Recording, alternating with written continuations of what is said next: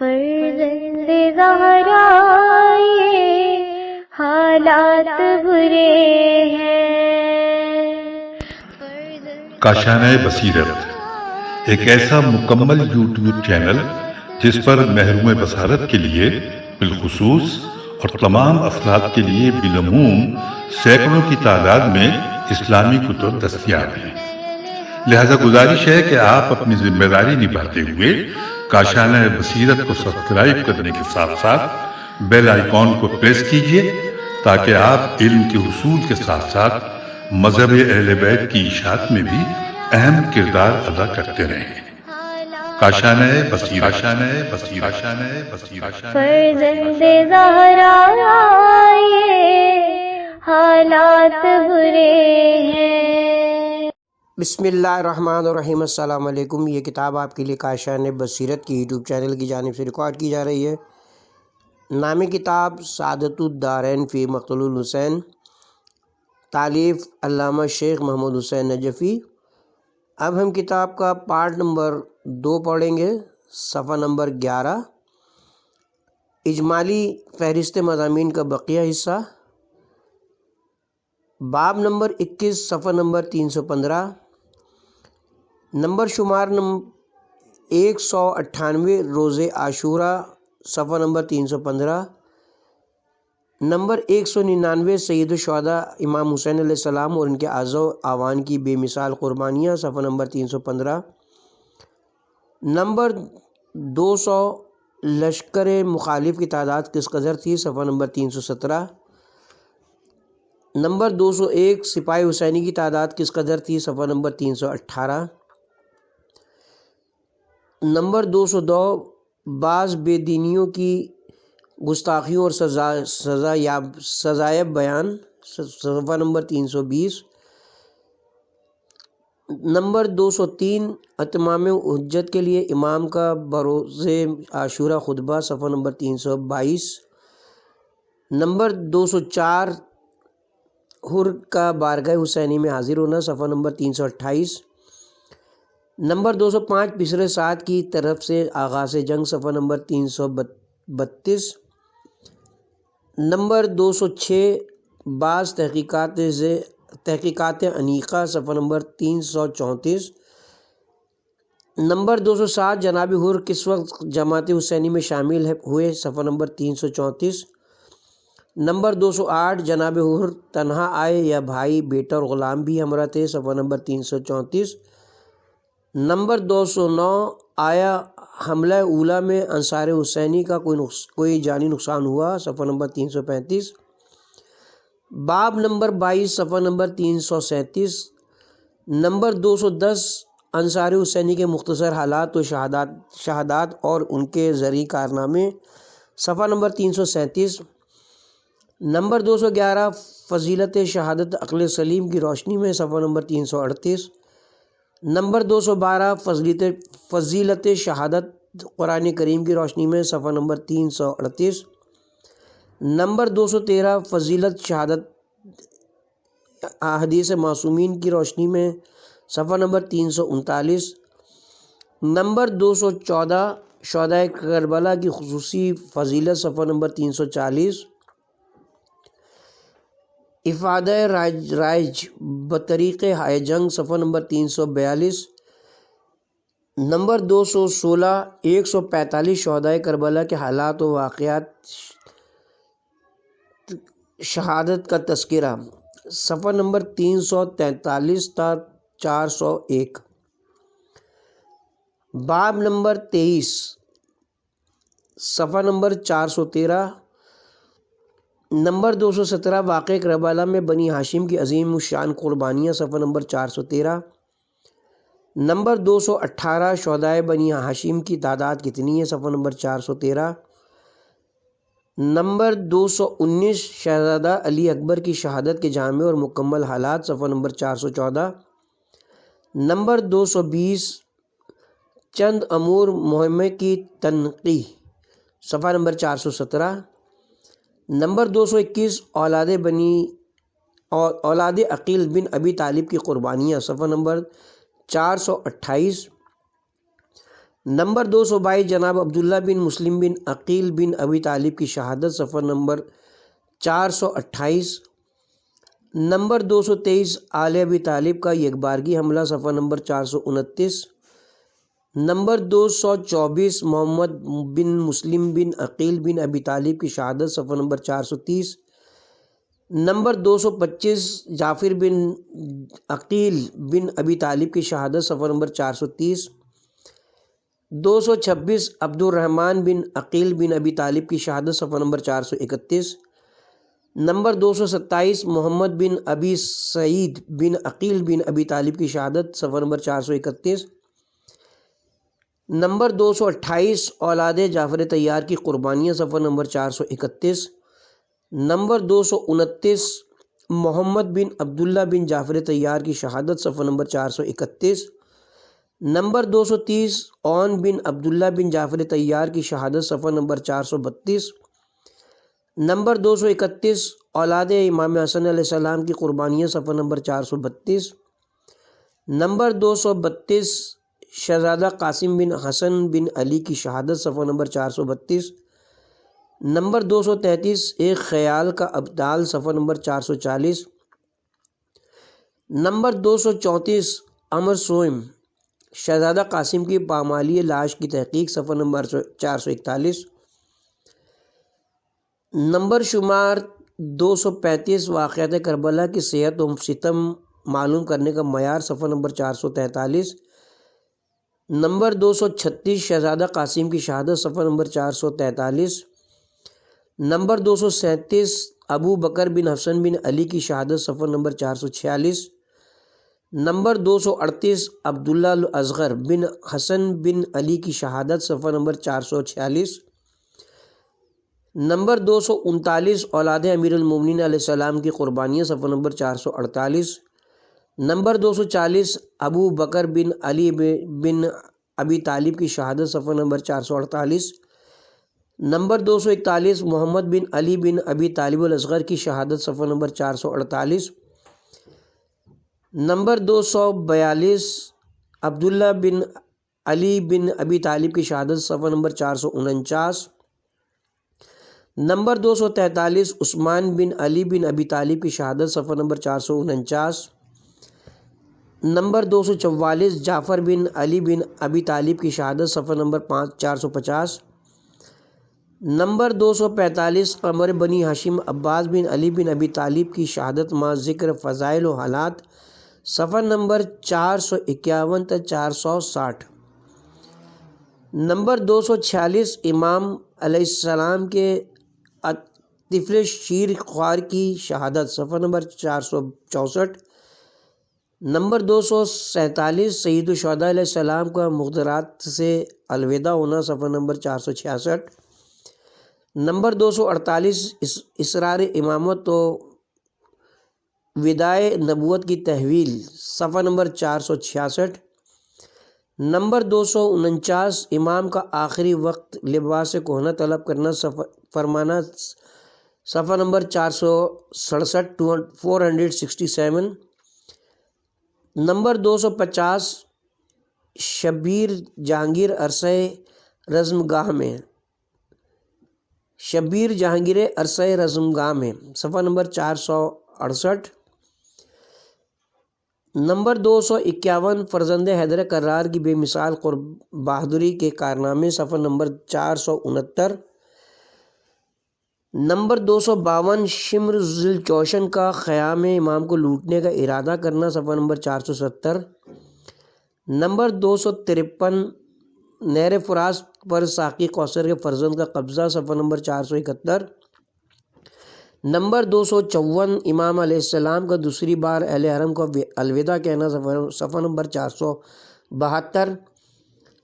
255 number 255 امام مظلوم علیہ السلام کے زخموں کی تعداد، صفحہ نمبر 473۔ باب نمبر 24 صفحہ نمبر 277۔ نمبر شمار 256 امام علیہ السلام کی شہادت عظمیٰ سے لے کر اسیری اہل بیت تک کی واقعات، صفحہ نمبر 477۔ نمبر 257 امام علیہ السلام کی لاش مقدس کی عریانی، صفحہ نمبر 478۔ نمبر 258 جناب سید الشہداء علیہ السلام کی لاش مقدس کو پامال سم اسپا کرنے کی تحقیق، صفحہ نمبر 479 479۔ نمبر 259 اسپِ امام کا عجیب کیفیت کے ساتھ قیام کی طرف آنا، صفحہ نمبر 481۔ نمبر 260 اذا در کشف ابہام از نام اسپِ امام، صفحہ نمبر 482۔ نمبر 261 تاراجی قیام اہل بیت کے واقعات، صفحہ نمبر 483۔ نمبر 262 دفن شہدائے کربلا کی تحقیق، صفحہ نمبر 486۔ نمبر 263 سید الشہداء علیہ السلام کے قاتل کی تعین، صفحہ نمبر 493۔ نمبر 264 جناب مقدورہ شہر بانوں کے طوس جانے کی تحقیق، صفحہ نمبر 493۔ نمبر 265 شام غریبہ کے دل خراش واقعات پر مختصر تبصرہ، صفحہ نمبر 497۔ باب نمبر 25 صفحہ نمبر 499۔ نمبر 266 ابتدائے اسیری اہل بیت سے روانگی شام تک کے حالات، صفحہ نمبر 499۔ نمبر 267 267 نمبر امام سجاد علیہ السلام کی بے قراری اور شریکت الحسین کی دلجوئی، صفحہ نمبر 501۔ نمبر 268 268 اسرائے اہل بیت کی کوفہ میں آمد، صفحہ نمبر 502۔ 269 جناب زینب عالیہ کا خطبہ، صفحہ نمبر 505۔ نمبر 270 جناب فاطمہ صغریٰ کا خطبہ، صفحہ نمبر 508۔ نمبر 271 حضرت امام زین العابدین علیہ السلام کا خطبہ، صفحہ نمبر 512۔ نمبر 272 ابن زیاد کی سر سید الشہداء علیہ السلام کے ساتھ بے ادبی، صفحہ نمبر 514۔ نمبر 273 اسیران آل محمد کا دربار ابن زیاد میں ورود، صفحہ نمبر 515۔ نمبر 274 دربار میں بنت حیدر کرار کی ابن زیاد سے گفتگو، صفحہ نمبر 515۔ نمبر 275 امام سجاد علیہ السلام کا ابن زیاد کے ساتھ مکالمہ، صفحہ نمبر 517۔ نمبر 276 ابن زیاد کا جامع مسجد کوفہ میں شرانگیز خطبہ، صفحہ نمبر 518۔ نمبر 277 سید الشہداء علیہ السلام کی شہادت مدینہ میں اطلاع، صفحہ نمبر 522۔ باب نمبر 26 صفحہ نمبر 525۔ نمبر شمار 278 اسیران آل محمد کی روانگی بجائے شام اور اسیران آل محمد کی روانگی بجانب شام اور منازل سفر کے حالات، صفحہ نمبر 525۔ نمبر 279 279 آل محمد کا قافلہ کب کوفے سے روانہ ہوا اور کب شام پہنچا، صفحہ نمبر 525۔ نمبر 280 کوفے سے شام تک منازل سفر کی تعین و تحقیق، صفحہ نمبر 526۔ نمبر 281 سے صرف مخدرات عصمت کو شام لے جایا گیا یا دوسری عورتیں بھی ہمراہ قید تھیں، صفحہ نمبر 528۔ نمبر 282 سرائے شہداء اور اسیران خانوادہ مصطفیٰ صلی اللہ علیہ وسلم کی شام کی طرف روانگی، صفحہ نمبر 529۔ نمبر 283 سفر شام کے بعض کرامات و واقعات، صفحہ نمبر 531۔ نمبر 284 اسیران آل محمد کا شام میں داخلہ، صفحہ نمبر 535۔ نمبر 285 بعض تابعین کی روپوشی، صفحہ نمبر 536۔ نمبر 286 یزید کے کافرانہ اشعار و مسرت کا اظہار، صفحہ نمبر 536۔ نمبر 287 داخلہ داخلہ شام کے وقت اسیران آل رسول کی کیفیت، صفحہ نمبر 538۔ نمبر 288 ایک بوڑھے شامی کی گستاخی اور پھر توبہ، صفحہ نمبر 543۔ نمبر 289 289 زہر بن قیس کی دربار یزید میں غلط رپورٹ، صفحہ نمبر 544۔ نمبر شمار 290 زینب کبریٰ سلام اللہ علیہ کا دربار یزید میں تاریخی خطبہ، صفحہ نمبر 546۔ نمبر 291 جناب فاطمہ بنت الحسین اور ایک ناواقف حال شامی کی گستاخی، صفحہ نمبر 550۔ نمبر 292 امام زین العابدین علیہ السلام کے ساتھ یزید کا مکالمہ، صفحہ نمبر 551۔ نمبر 293 یزید کا ایک دین فروش خطیب کو مذمت اہل بیت کا حکم دینا، صفحہ نمبر 552۔ نمبر 294 اسیران آل محمد علیہ السلام زندان شام میں، صفحہ نمبر 555۔ نمبر 295 زندان شام اور دربار یزید کے بعض واقعات، صفحہ نمبر 556۔ نمبر 296 حضرت امام سجاد علیہ السلام سے منہال کی ملاقات، صفحہ نمبر 558۔ نمبر 297 جناب سکینہ بنت الحسین کا زندان شام میں ایک عجیب خواب دیکھنا، صفحہ نمبر 559۔ نمبر 298 ہند زوجہ یزید کے حالات و واقعات، صفحہ نمبر 560۔ نمبر 299 یزید کا قتل امام کی سازش کرنا اور اس میں ناکام ہونا، صفحہ نمبر 563۔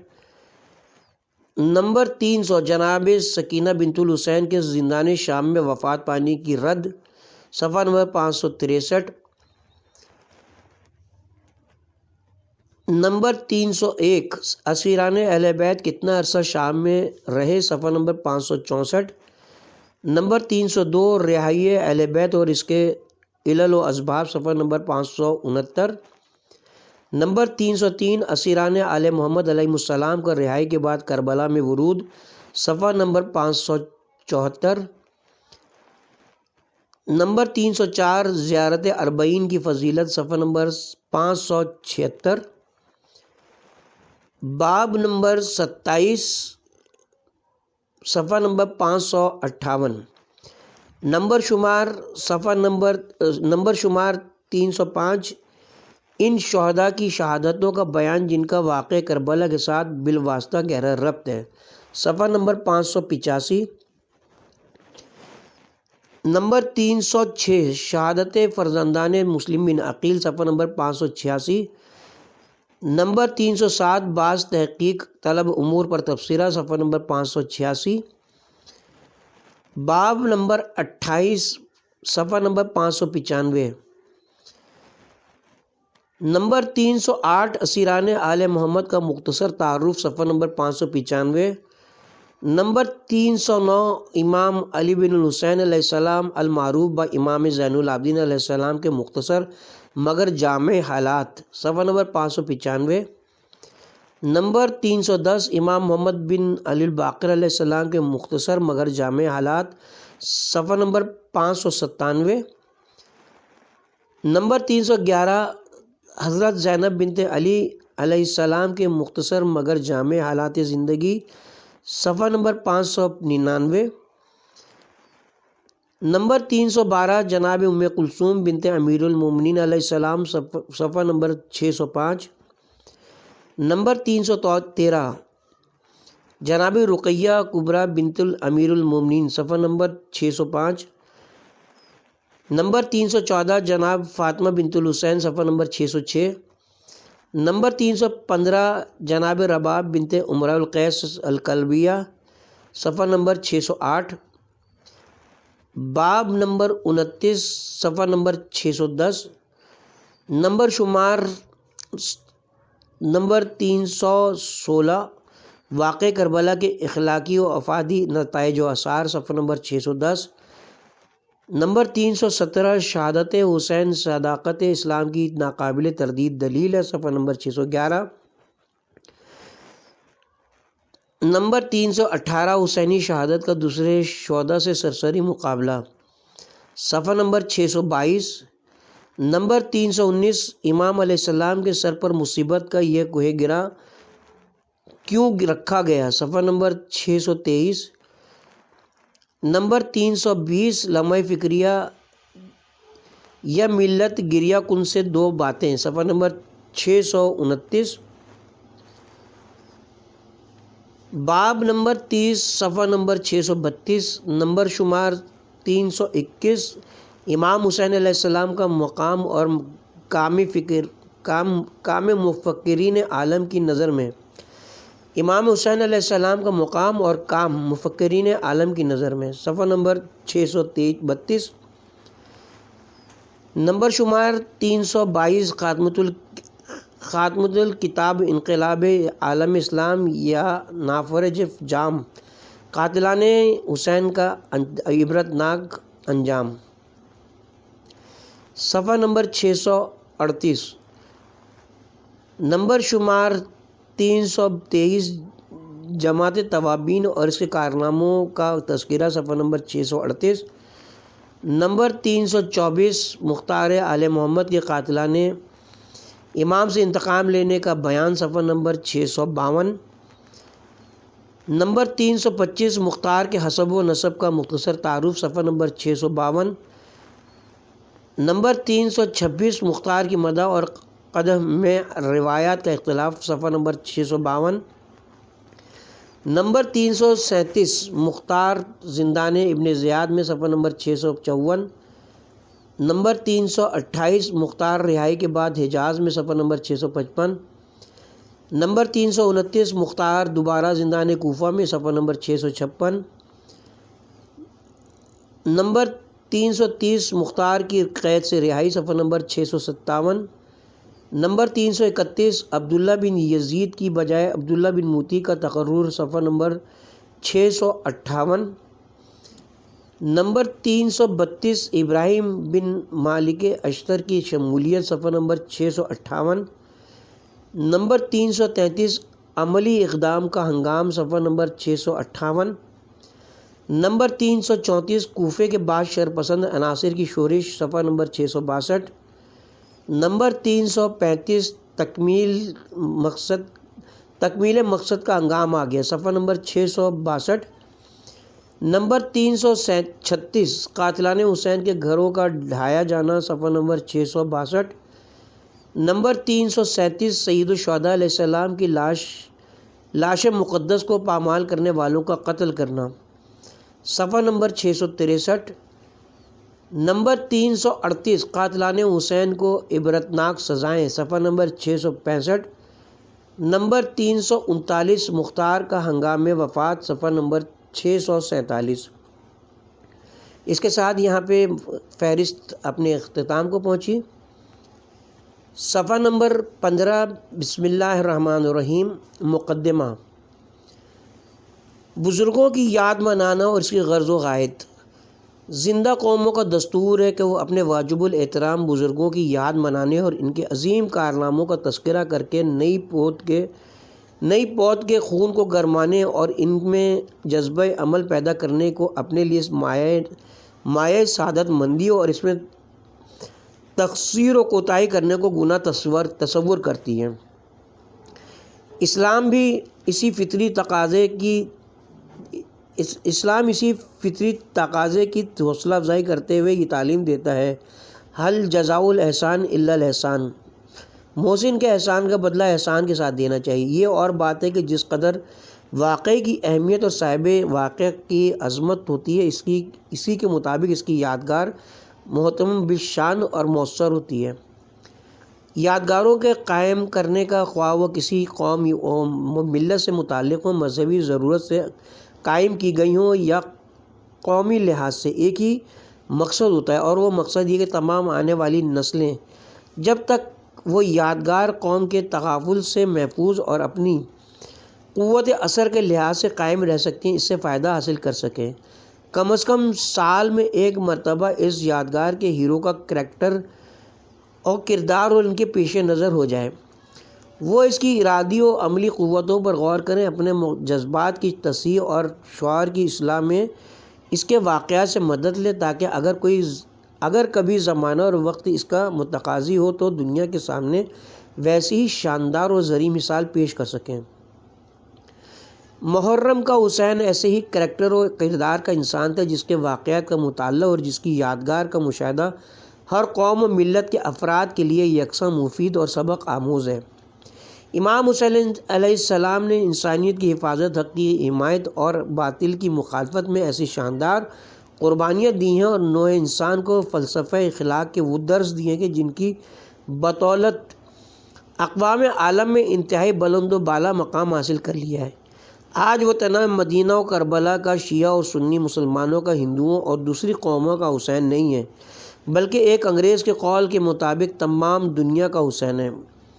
گویا ایسا پردرد واقعہ جس کی یاد ہر مومن کے لوح قلب پر کالنقشن الحجر کندہ ہے، بظاہر کسی رسمی یادگار کا محتاج نہیں ہے، لیکن یہ ایک ناشکر گزاری ہوتی اگر مسلمان اپنے محسن ہیرو کی، جو اسلام کو نئے سرے سے زندہ کرنے والا اور اس کی بقائے ہستی کا باعث ہے اور جس کی عظیم الشان اور بے مثال قربانی پر اسلامی تاریخ جس قدر فخر و ناز کرے کم ہے، کوئی یادگار قائم نہ کرے۔ مسلمانوں نے یادگار قائم کی اور ایسی کی کہ دوسری قومیں اس کی نظیر پیش نہیں کر سکتی۔ مجاہد اعظم مجالس عزا کی تاریخ۔ وہ مثالی یادگار ہے حسین علیہ السلام کی مجلس عزا، جو اگرچہ سال بھر دنیا کے گوشے گوشے میں برپا رہتی ہے، مگر محرم کے عشرے میں اس کی شان کچھ اور ہی ہوتی ہے۔ اب رہی اس بات کی تحقیق کہ شہادت حسین کے بعد اس غم کدہ عالم میں پہلی مجلس عزا کب منعقد ہوئی؟ اس کا صحیح جواب دینا قدر مشکل ہے۔ ہاں، مختلف تاریخی آثار و اخبار سے اس قدر ضرور واضح و آشکار ہوتا ہے کہ پہلی مجلس عزا اسیران اہل بیت کی رہائی کے بعد حضرت امام زین العابدین السلام اور مقدرات عصمت و طہارت نے یزید کے دارالحکومت شام میں منعقد کی۔ پھر دوسری مجلس واپسی پر مدینہ پہنچنے کے بعد ہوئی، جس میں تمام مردوں اور عورتوں نے شریک غم ہو کر امام علی مقام پر گریہ و بکا کیا۔ پھر اسی تسلسل کے ساتھ ائمہ اطہار علیہ السلام مخصوص طریقے اور محدود پیمانے پر مجالس عزا منعقد کرتے رہے۔